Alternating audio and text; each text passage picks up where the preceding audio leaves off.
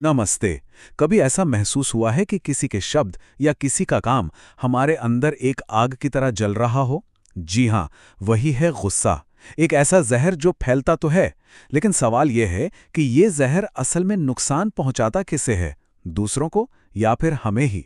चलिए इसी गहरे सवाल का जवाब एक बहुत पुरानी कहानी में ढूंढते हैं। तो सवाल ये उठता है कि जब हम गुस्सा करते हैं तो इसका असली शिकार कौन होता है। ये सिर्फ एक सवाल नहीं है, बल्कि एक पहेली है, और इसका जवाब शायद हमारे जीने के तरीके को ही बदल दे। ये कहानी हमें उसी जवाब की तरफ ले जाएगी। कहानी की शुरुआत होती है एक आदमी से जो बुद्ध के पास पहुंचता है, लेकिन उसके मन में कोई शांति की तलाश नहीं है। नहीं, बल्कि उसके अंदर तो नफरत और गुस्से की आग जल रही थी। उसकी आवाज में ना सालों का दर्द था।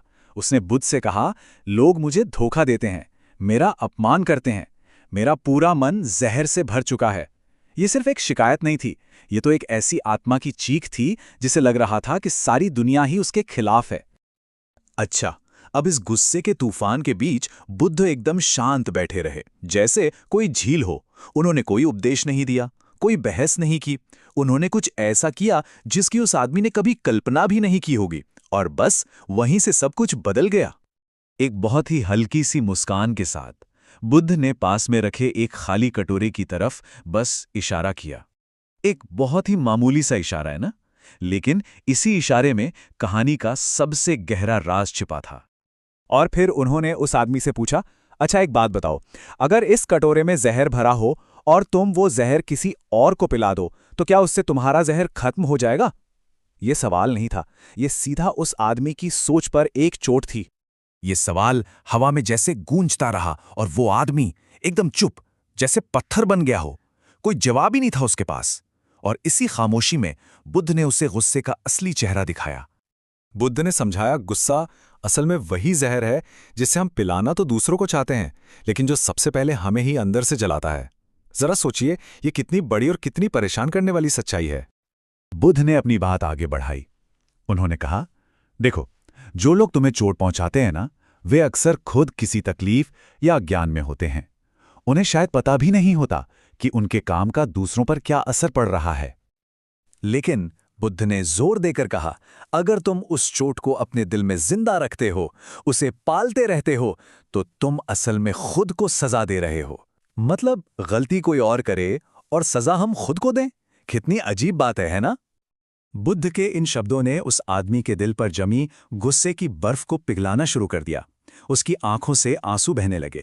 पर ये आंसू गुस्से के नहीं थे, ये आंसू समझ के थे, आत्मज्ञान के थे।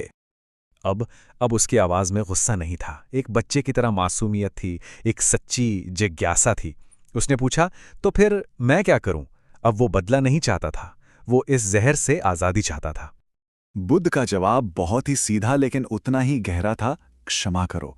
और जो सबसे जरूरी बात उन्होंने कही वो ये थी, दूसरों के लिए नहीं, बल्कि अपने मन की शांति के लिए। क्षमा एक ऐसा तोहफा है जो हम दूसरों को नहीं, खुद को देते हैं। क्षमा का यही विचार उस आदमी के लिए जैसे आखिरी दवा साबित हुआ। उससे ये समझ आ गया कि असली आजादी दूसरों को बदलने में नहीं है, बल्कि अपने मन को इस बोझ से आजाद करने में है। और पता है, उस दिन जब वो आदमी वहां से वापस गया ना, तो वो सचमुच हल्का महसूस कर रहा था। ऐसा लग रहा था जैसे सालों का कोई भारी बोझ जो वो अपने कंधों पर उठाए घूम रहा था, वो एक पल में उतर गया हो। तो इस पूरी कहानी का निचोड़ क्या है? बहुत ही सिंपल, लेकिन शायद जिंदगी बदल देने वाला। गुस्सा वो जहर है जिसे हम ये सोचकर पीते हैं कि सामने वाला मरेगा, और क्षमा वो दवा है जो हमें उस जहर से मुक्त करती है। और हमेशा याद रखिए, जो क्षमा करता है वही असल में आजाद होता है। वो दूसरों की गलतियों की कैद से तो आजाद होता ही है, पर सबसे ज्यादा वो अपने ही बनाए नफरत के पिंजरे से बाहर निकल जाता है। तो आज ये सवाल हम सब खुद से पूछ सकते हैं, हम अपने अंदर ऐसा कौन सा जहर लेकर घूम रहे हैं? क्योंकि उस जहर को खत्म करने वाली दवा की चाबी किसी और के पास नहीं, वो हमारे ही हाथों में है। इस पर सोचिएगा जरूर।